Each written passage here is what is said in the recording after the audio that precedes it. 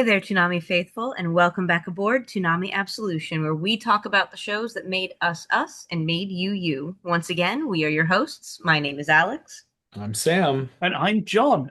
Continuing Cowboy Bebop with Jupiter Jazz Part 2 and Bohemian Rhapsody both aired on Adult Swim on October 14th, 2001. Alex, I want to bring up something you said last episode. You said you remembered Gren having a really zoomed in shot to hide Yeah, their breasts. What are you thinking of the preview, the last episode for this? Because the last episode preview is, I checked, the shot is zoomed in. it's so interesting that it's in the preview as being zoomed in. I I just have such a memory of it. And then when Gren shows up at the end of the episode in the tight dress, that threw me as a kid. Like that, I was just like, whoa now. When did we get? I thought it was a different character at first, genuinely. Like Mm. when I was a child. Because that I understand why the censorship was there. I get it, but at the same time, I feel like it confuses the plot a little bit. It's not helped by how cryptic Gren is, but yeah, when they did like the previously on, I was like, that's weird. It's a different shot. So I couldn't find any information if that was an error in this version, like whether that was they made both as an alternative to use one here. I don't know. Either way, it was really interesting to me. Yeah. Can we talk about how the Cowboy Bebop future has a World War One? Yeah, Yes, they have trench warfare. full trench Yeah. warfare. I Yeah. also should point out, cool, this is gonna be a flipped episode, but this is late 90s. The Gulf War had recently, well, finished is debatable, but the main Desert Storm had finished. So there That's a, definitely is some choice there to have what the war they fought in was this desert war, which went nowhere. yeah. Yeah. There's no way they would have known. I mean, it's only 7 years past Operation Desert Storm. And of course, 3 years, at least in times of the Japanese broadcast, ahead of the war in Afghanistan resuming or beginning. But yeah, it's always weird to me. We always talk about how a lot of the world building in Bebop's kind of off to the side, and the idea that Gren and Vicious were like in some visibly like huge war, large scale war is kind of like, oh, why aren't we talking more about this? I You I know?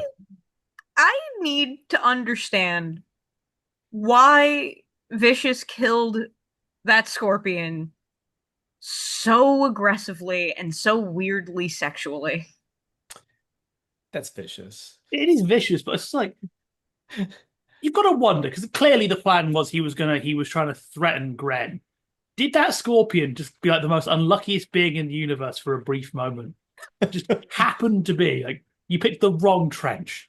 Yeah. Like just like holding Gren's head up against the thing and then like stabbing this and then the look on Gren's face. It's such a webtoons moment. Yeah, Yeah, yeah, yeah. of Where course, you going for the eye because we're getting a lot of eye symbolism in these episodes. We finally see Spike's eyes, one that sees the past. Yeah.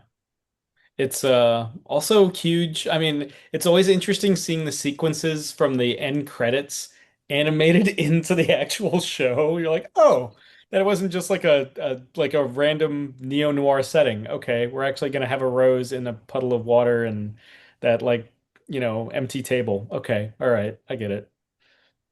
It There's and John, you can confirm or deny.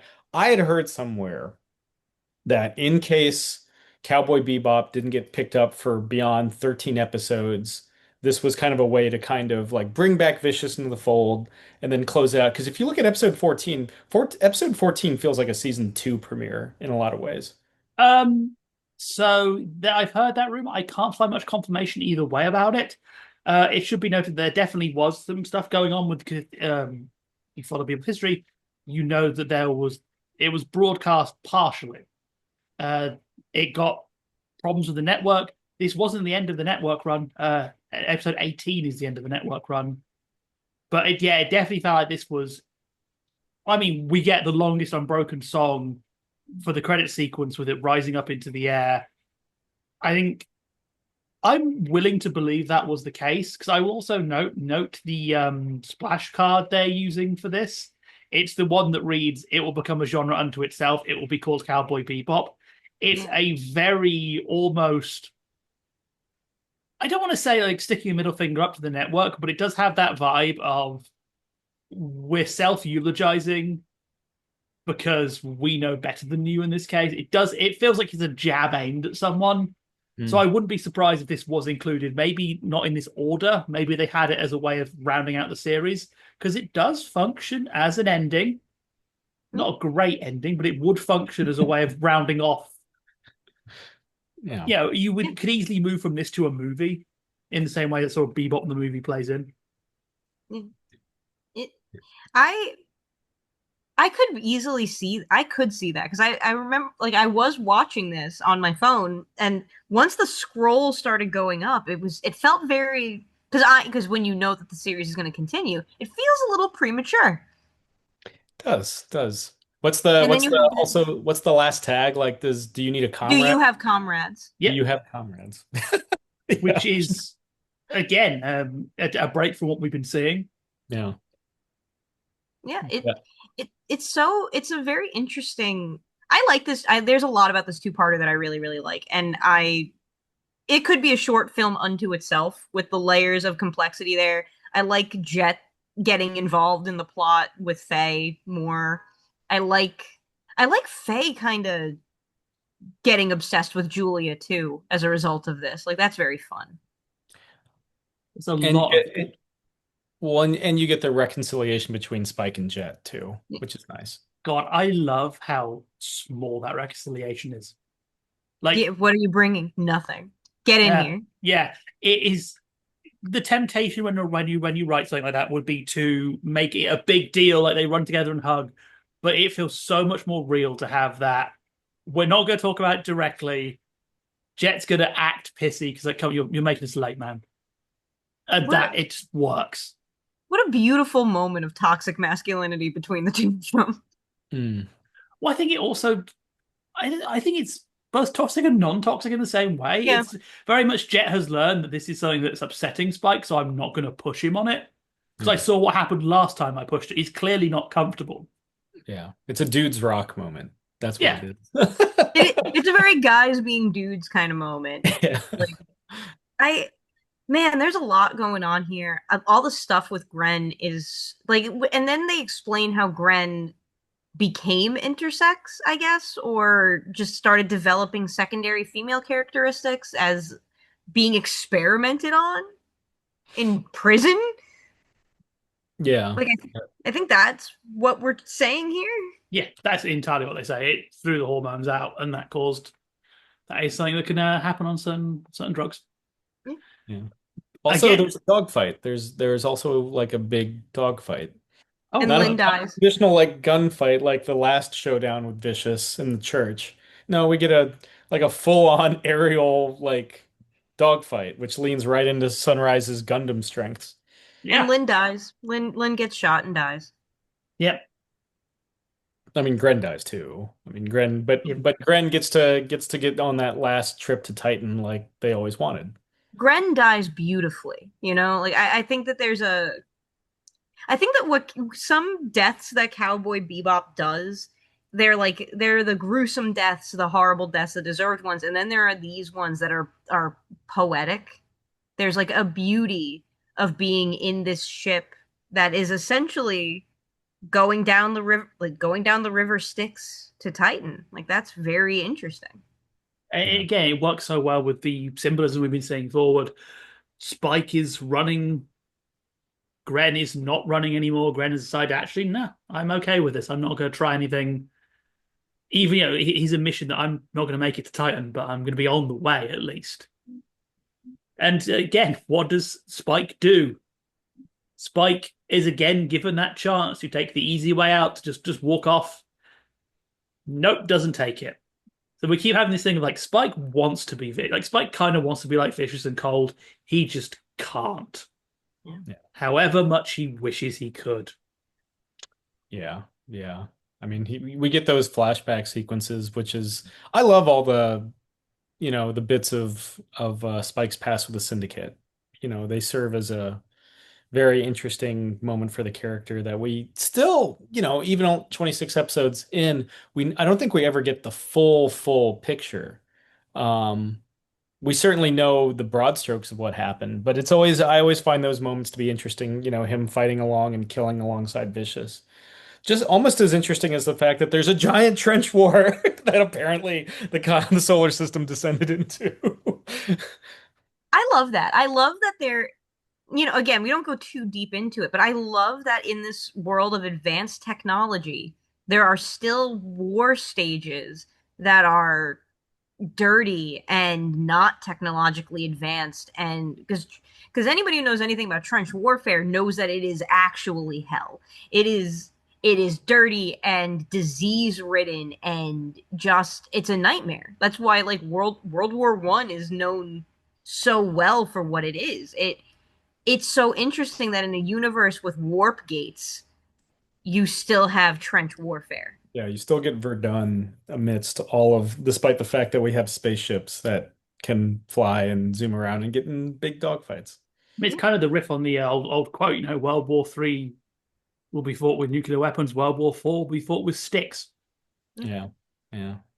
Fair point. Fair point. Fair point. But yeah, if the show had ended with episode 13, with Vicious still not taken down, but kind of off to lick his wounds, and with one final taunt about Julia to Spike, like, it got you out, didn't it? Um, Lynn's dead, Gren's dead, but it's cool because Spike is back with his found family. It would have been a very interesting show. Um, would it have the same reputation? Probably not. Probably Probably not. not. But but damn, it would have been nice 13 episodes, wouldn't it? I think it would have been still remembered quite well. Like we've had a lot of the big hitters that people talk about already. The Yes. ending wouldn't be as well remembered, but we've had a lot of the big episodes. Yeah. Yeah. I like the next episode too. But Okay. before we get into that episode, because I do really want to talk about that episode, because that episode fills me with butterflies because of how much I love it. That is actually my favorite episode of Cowboy Bebop. The I really like the interaction that Jet and Faye have, where he's like, "You damaged this, but you didn't do that. Did you want us to come after you?" And she's just kind of like talking around the question a lot, and I like that layer that's added there, where it's like, did she want them to come looking for her? Like, was that the goal to feel special for a little bit? Like, To a I like degree. it. To a I degree. Yeah. I mean, also look how she ends the episode Yeah, by having her nails painted by Ed. who's doing Compare a that. great job. Ed's talented. Ed has skills. Ed, Hey, Ed that Ed is the most but qualified person on Bebop. yeah. toenail painting is hard. I'm just throwing it out Yeah. there. That's not easy. But like compare it to a couple of episodes ago when they were sunbathing and she was basically pushing them off. They're not to get Christian on you, but there is a big thing of the washing of the feet to sort of appease someone's sins. And I think there's a bit piece of that here. And it's not only is she physically opening up and being, again, for someone who lives their life with a hand on a gun, letting someone underneath you hold feet while you're not looking at them is a amazing display of trust. So I think it does. Also, getting Christian, I really want to point out when Gren's taking off, all the cranes that all form crosses. Yep. And what is it? What does it look like? It looks like Flanders, pretty much. If you've ever seen the images of Flanders, sort of the disgusting just graves everywhere. It's very much again referencing that war, but it's a lovely shot, very well composed. Yeah. It's hard to do that kind of iconography in a way that feels earned, and I think that shot really felt like it earned putting the crosses everywhere. You've earned that right. Yeah. And oh Ed, anything but blue. Yeah. I like that as a line to go out on. Anything but blue. Yeah. Yeah. It works. Again, I think this could have worked as an ending. It works very nicely. Do you want to know there is a weird change between Japan and English here? The ending little monologue from our native friends. Ah, He says in Japan, he says they didn't believe in the Great Spirit, not that they couldn't find their way there, which I think is an interesting thing to bring up. Because it's something I was bringing up compared to with Faye not ever believing herself able to not be the criminal. Yeah. I think there's an idea there of these guys being trapped in this loop, so they can't have that be the star we see because they're never going to finish. Yeah. Yeah. But I I get really, why they tweaked the line. Yeah. but I do want to talk about Chess Hacker because Chess Hacker makes me so happy in my heart. I I love the idea that Ed has just been playing chess with Grandpa this whole time, and Grandpa's been having a blasty blast. Like I love the build up around this. I love the corrupt corporation thing, and I love that Jet ends up not asking for anything other than to just let the man live in peace.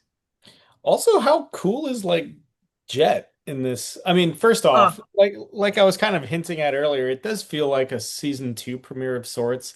Everybody kind of gets their hero moment in the opening when they're tracking down all the bounties that they don't get paid for, of course, because they don't get the head guy. As is the Bebop luck. as is But the way. the idea of Jet smoking a cigarette just to drop because that has a camera hidden inside or audio device hidden inside just to put it out in the boardroom where he can listen in. I mean, he's that's I love that bit. I love that bit. And I love the joke following it as well. When he goes down to listen in, he's smoking again. Yeah. There's a sign in the background that says no smoking. So again, there's this lovely recurring theme of the Bebop guys ignoring no smoking signs, which it's such a neat little character moment. I think also again shows Jet moving away from his past a little bit. Like he was complaining Spike in the casino broke that rule, but now he's like, yeah, I'm going to break it too. Yeah. Yeah, screw it. Like there there is like I do like the idea of this plot where you have this like genuine genius who wants to make something good and they're pushing his project through when he knows it's not ready and then he's like screw it, I'm going to sabotage the whole thing for all of you. But then forget like the dramatic irony in a universe like this to have Alzheimer's. Like you're in such a technologically advanced time period. You're 98 with living in a derelict spaceship is crazy. Yeah. But the genuine decay that comes with time you can't avoid. And that's I love the dramatic irony of it is that the villain was already gone by the time they caught him. Yeah, the revenge was plotted 50 years prior. Even entering the villain's hideout is basically, especially with what happens to the rival dude. John. Yeah, they it kind of reminds me in what happens to their mine. It reminded me of like Magnetic Rose in Memories. That entire kind of, and even like even though I think that was Madhouse, it still has a very Sunrise vibe to it. Um, yeah, I love that and the idea that we actually see Ed get frustrated playing Chessmaster Hex. So yeah, very very And Ed beautiful. loses. Ed Ed loses loses, at but chess. because Hex Well, Hex is dead. That's well, that's Hex's last hurrah. well, he has to lose. So there's a lot I like about this episode before I go into this. I do like, again, we have this thing, we joke about it, but this is a silly episode of Bebop, but it plays right into all the themes we've had, like your past, having ripples on the future, chasing a dead man. It's this really nice, even when Bebop is being silly, you can tell they very clearly knew what they were going for and where you can always tell the vicious arc was written first, then we added stuff in because everything is, even if it's silly, is still building towards that conclusion. But what I really like is those chess matches you see Ed and Chessmaster Hex playing, or Hex and the guy he plays before Ed, are based on real chess matches. Nice. The first one is Paul Murphy versus Adolf Anderson from 1858. Oh, sorry. Yeah. Then the one with Ed is John William Schultz versus Paul Murphy. But Hmm. what's especially interesting is that the Anderson opening from chess comes from that one Anderson match, which is now considered a novelty opening in chess because it's useless. In the matches Anderson played, I think he like won once, lost once, drawed once using it. It's not a good opening. Yeah. So naturally, it makes sense why that guy would be so happy to see that opening because it's so weird. And again, it's considered like the idea of it, you'd use it now. It's like if you're playing someone you want who you know is very good and you want to throw them off, which is such an Ed move. Oh, 100%. I 100%. Yeah, I just really like there's that little detail that these two real chess matches we've recreated, including the ending phase. You get to see the board for a brief second. I also like Spike's, we're fresh off Spike's big test, two-part test, and he has callbacks to the first, particularly the very first episode of the series where like whatever happens, happens, and talking about life being a dream. That's a beautiful parallel to, 13 episodes ago at this point. Again, it feels like a fresh start to the series, as we literally go into the back half of it. I Oh, think I will admit, I have a bit of an issue with chess symbolism in things. I feel like it gets overused, but I like that we're not doing that as much here. We're treating chess like it is. It's a game that is supposed to be fun. And I like that against this backdrop of, corporate corruption and trying to hunt down this grand master who just kind of just wanted someone to play with and enjoy. Like I like that a lot, and it takes this it removes the pretension that chess symbolism tends to have in things. I I have a lot of big feelings about that. yeah. I think I really like how they do the different shots, comparing Chessmaster Hex to the boardroom guy. They both get these long shots, but the boardroom guy is always alone. He's always isolated with nothing in the room. Where even though Hex is, he's old, he's actually, he starts playing. Those three old dudes come in and they're chatting with him.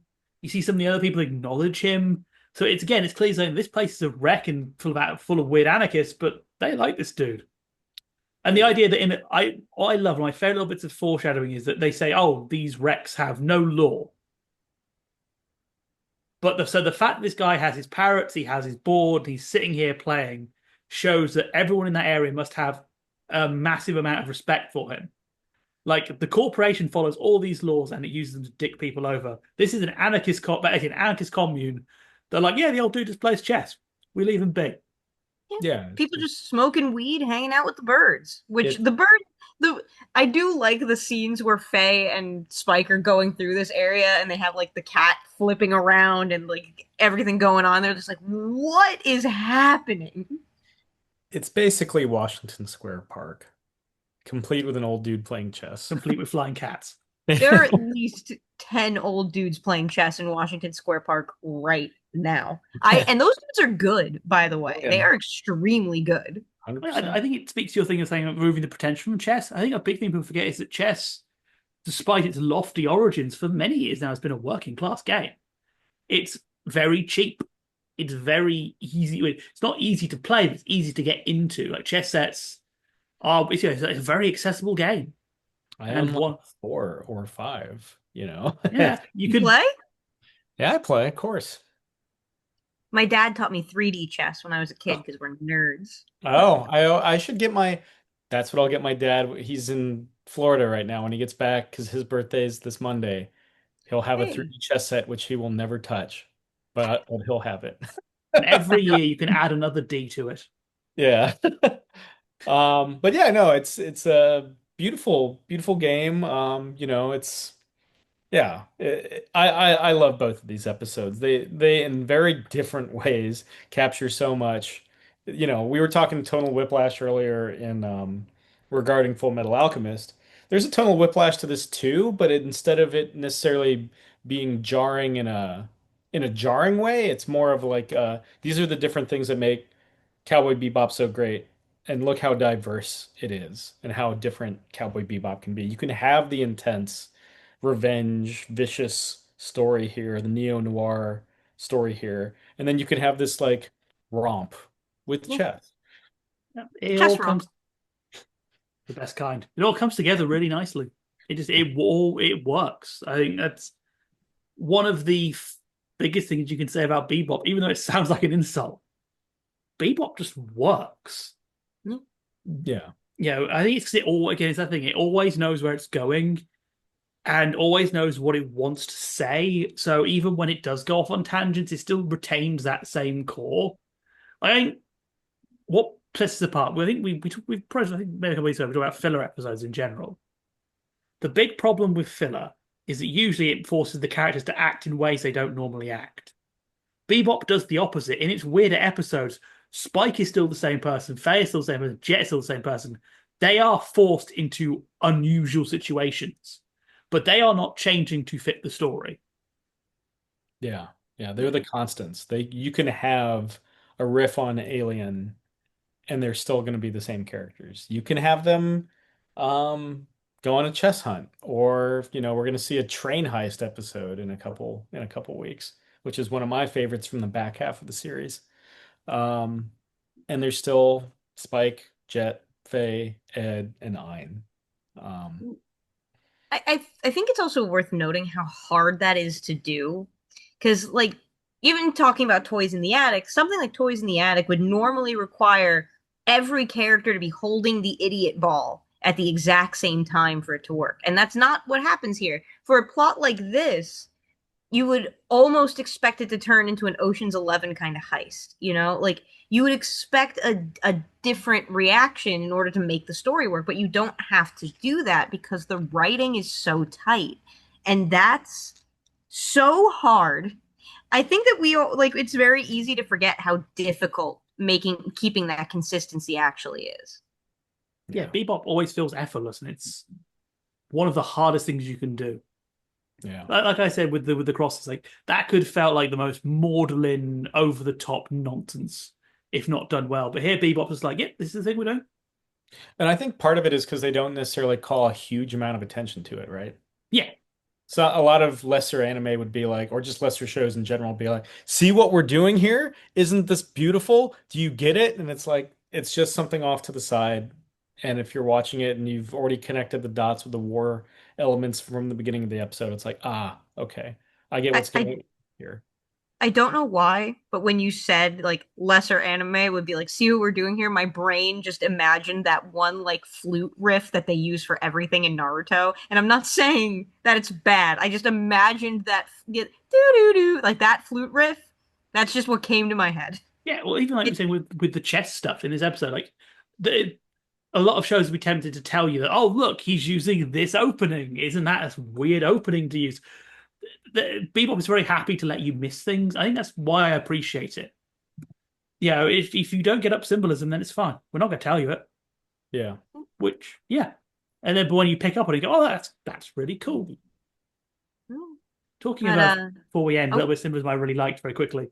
I love the music box because we're back to the idea of how different instruments function. What is a music box? An instrument that plays one song forever that you can't physically play yourself.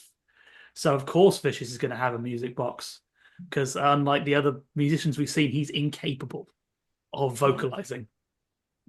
I Yeah. like Song that. remains the same. I like that a lot. That dang. Man, and here I am trying to like transition into the final thoughts and you're hitting me with something beautiful like that. How dare you? I get to use my art degree once per year. That was the once. Yeah. Ugh. Ugh. So, Sam, final thoughts. Make it as beautiful. Go. As beautiful. Okay. So, episode 13 really kind of covers like the inevitability of death. Death is all around it. Death happens to Lynn, death happens to Gren.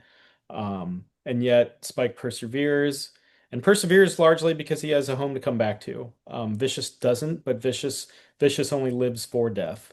Episode 14 is a beautiful celebration of life because we see the Bebop gang doing what they're I would say what they do best, but even if they don't get any money from it in this episode, as usual. And we get to see, Hex live out literally the final seconds of his life doing the thing he loves the most, which is to say playing chess. So life and death all in one in the centerpiece of Cowboy Bebop.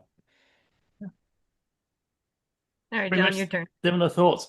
Um, my my my thing I say is Jupiter Jazz is these two episodes we've been saying a lot are great, but I think for me the hallmark of Jupiter Jazz is the fact that when you're doing something like this, you kind of get into a rhythm of getting stuff out, getting the notes done. Um, you, we have to watch a lot for this show. That's what we do.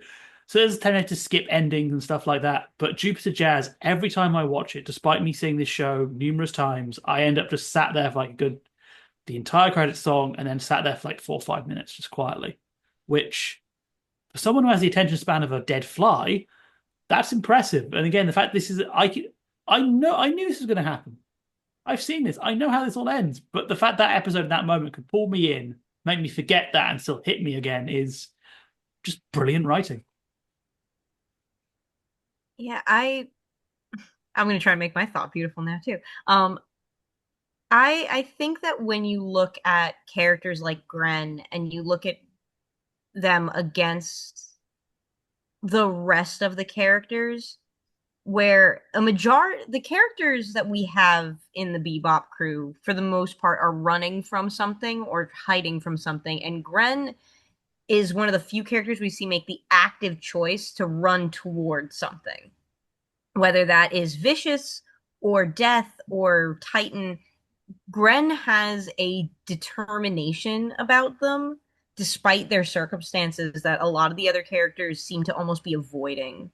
And then with, Chessmaster Hex, there there is a dignity about the way he goes out that a lot of other characters have just not been given. And I think that that's the tying thread between Gren and Chessmaster Hex, is that the dignity of death.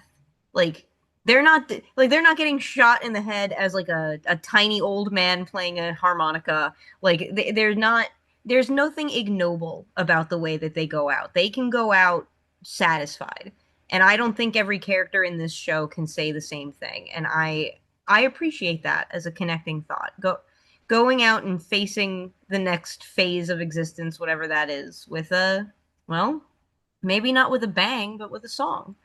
But that does mean that we are coming back into our final destination. That's right, it is time to disembark from Toonami Absolution. We want to thank you again for joining us and talking about the shows that made us us and the shows that made you you. We have been your hosts. My name is Alyx, I'm Sam. And I'm John. and we'll see you next time. Bang.